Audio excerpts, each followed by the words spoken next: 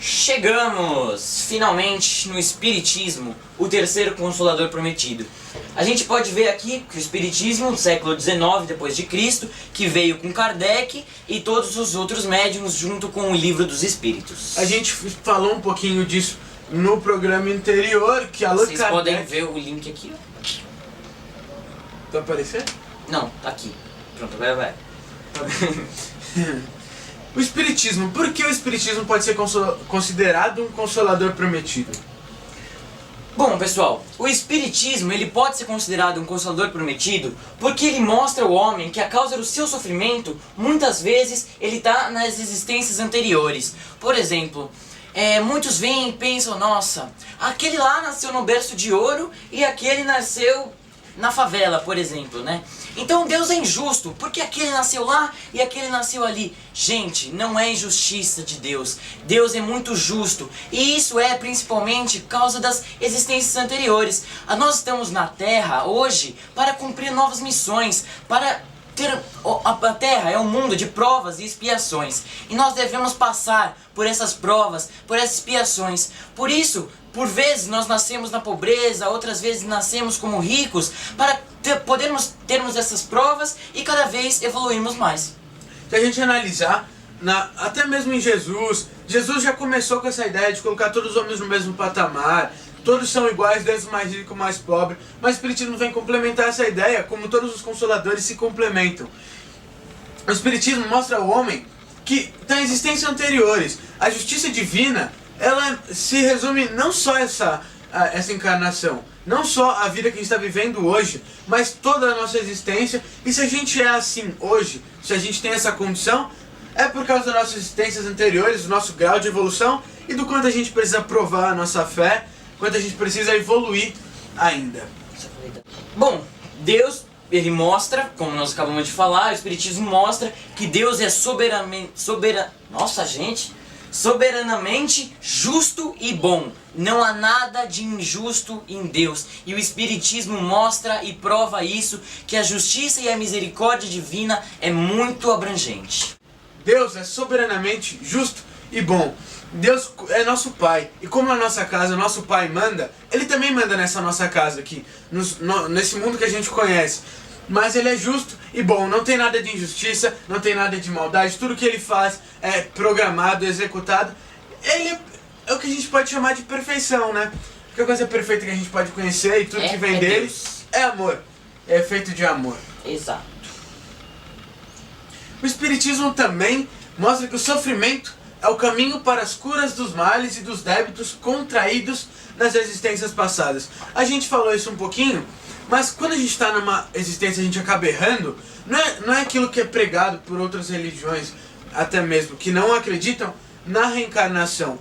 Se você errou aqui na Terra, Deus é justo, Deus é bom, Ele vai perdoar. Só que ele perdoa a gente, só que a gente tem que recuperar nossos débitos. Se a gente faz erro, a gente tem que acertar na outra encarnação, acertar em outro momento, para poder Isso faz parte de toda a nossa caminhada espiritual. E também aqui ele fala das curas e dos males, né? Bom, pessoal, muitos pensam, nossa, eu tô doente, como Deus é injusto, Deus é mau, novamente essa mesma ideia do Deus injusto. Mas não, a doença, ela vem para nos fazer, para edificar, para nos fazer pensar, refletir sobre a nossa vida, sobre como nós estamos levando e o que nós estamos fazendo na nossa vida. Deus nos dá a doença para que nós possamos continuar evoluindo. A doutrina espírita ela provém diretamente dos ensinamentos de Cristo, consequência direta do cristianismo. A doutrina espírita, como a gente já disse em alguns momentos antes, ela vem do cristianismo totalmente. Ela pega os conceitos de Cristo, junta com essas outras fontes, a mediunidade, que a gente vê Chico Xavier, os livros de Allan Kardec, todos esses livros com mediunidade, mas a ciência, a gente tem a doutrina espírita que é hoje, provém diretamente de Cristo, dos ensinamentos de Cristo. Bom, o Espiritismo, ele veio com uma revelação da existência de um mundo espiritual que nos cerca.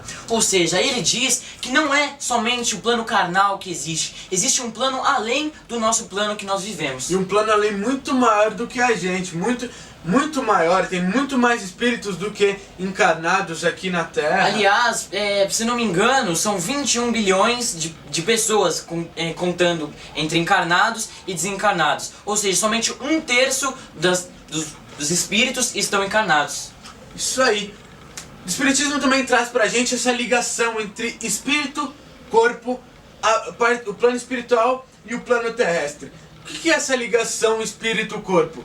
Os espíritos, eles têm uma influência muito grande entre a gente. Os espíritos que a gente diz são desencarnados.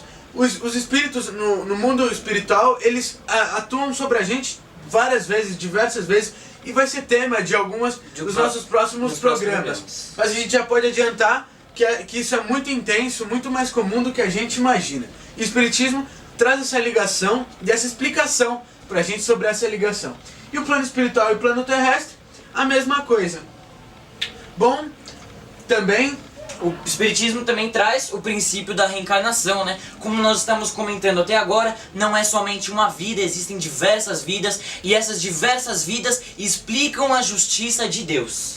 A reencarnação é um princípio que difere o Espiritismo de diversas outras religiões, principalmente do catolicismo. Porque a partir da reencarnação, a partir desse conceito de reencarnação, a gente pode tirar várias outras conclusões. Até mesmo com Cristo, com os ensinamentos de Jesus, a gente tira vários outros conceitos que a gente pode dizer que hoje são a doutrina espírita. Claro, juntamente com aquelas outras coisas que a gente já disse. E também o Espiritismo, por último, estabelece a conduta humana frente às leis divinas. Lembra das leis de Moisés? Que estabelecia uma conduta humana para o pessoal naquela época? O Espiritismo, ele aprofunda muito mais essas leis. Ele explicita muito mais o que a gente tem que fazer. E seguindo o Espiritismo, seguindo a doutrina, a gente vai conseguir ter uma conduta condizente com o amor que Deus tem pra gente, por todas as bênçãos que a gente recebe. Se a gente tiver essa conduta, nós com certeza evoluiremos e nos tornaremos amor, como Deus é, e evoluiremos cada vez mais, chegarmos mais perto de Deus. Afinal, é o que estamos fazendo na Terra, né? Estamos reencarnados e devemos aproveitar essa oportunidade para podermos evoluir cada vez mais, e seguindo os ensinamentos de Jesus é o caminho mais fácil e rápido para se evoluir. Sim, sim. Aqui, ó, a gente tem uma imagem bastante legal sobre o que a gente disse, que vem diretamente de Cristo. A doutrina espírita vem diretamente dos ensinamentos de Jesus. Aqui a gente tem Jesus, que é a mesma imagem que a gente mostrou algum tempo atrás. E aqui a gente tem uns ícones do espiritismo, né? Aqui a gente tem a Mãe Santíssima, que trabalha pro espiritismo. Dr. Bezerra de Menezes, que a gente falou no programa passado. Emmanuel, mentor de Chico, que a gente falou também no vídeo passado. Allan Kardec. Meimei. Chico. Bom, esses são alguns dos ícones do espiritismo e que a gente, com base neles, a gente consegue ter o espiritismo como a gente conhece hoje. A próxima.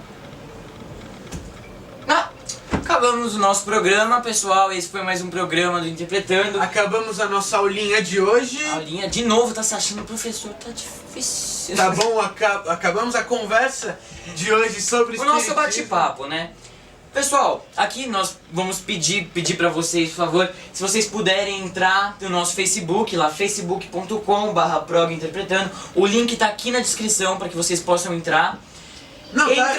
Entrem na nossa página, por favor, curtam a nossa página.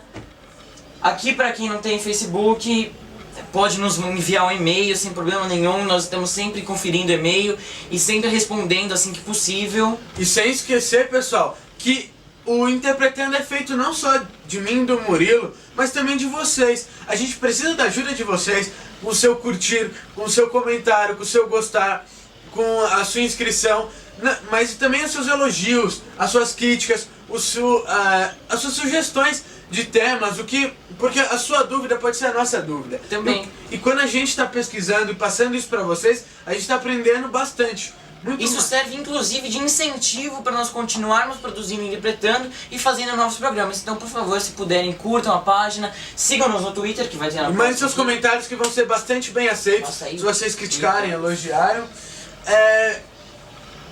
Que também a gente tem. O nosso Twitter, lá, o P_interpretando, o Twitter do programa Interpretando, o do Augusto e o meu.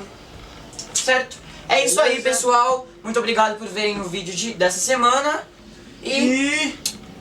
Tchau! Bye, bye!